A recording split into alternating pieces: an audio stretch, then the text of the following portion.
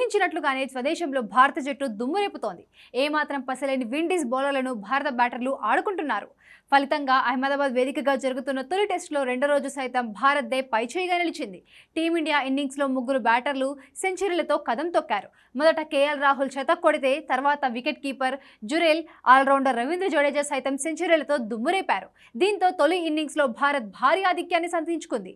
తొలి రోజు బౌలింగ్లో చెలరేగిన టీమిండియా రెండో రోజు బ్యాటింగ్లో అద్దరగొట్టింది. టెస్టు ఫార్మాట్లో తన సూపర్ ఫామ్ను కొనసాగిస్తూ కేఎల్ రాహుల్ తొలి సెషన్లోనే సెంచరీ సాధించాడు. రాహుల్ టెస్ట్ కెరీర్లో ఇది 11వ సెంచరీ.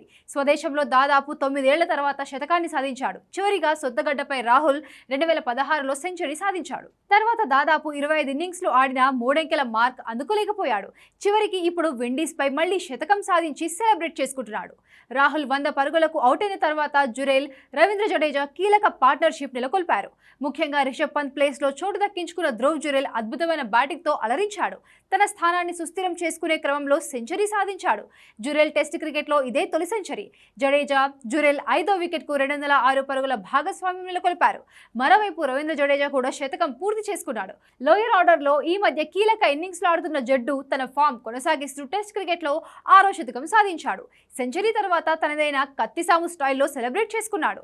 జురేల్ 125 పరుగులకు అవుట్ అవ్వగా భారత్కు భారీ ఆధిక్యం దక్కింది. రెండో రోజు ఆట ముగిసే సమయానికి టీమిండియా 5 వికెట్లకు 448 పరుగులు చేసింది.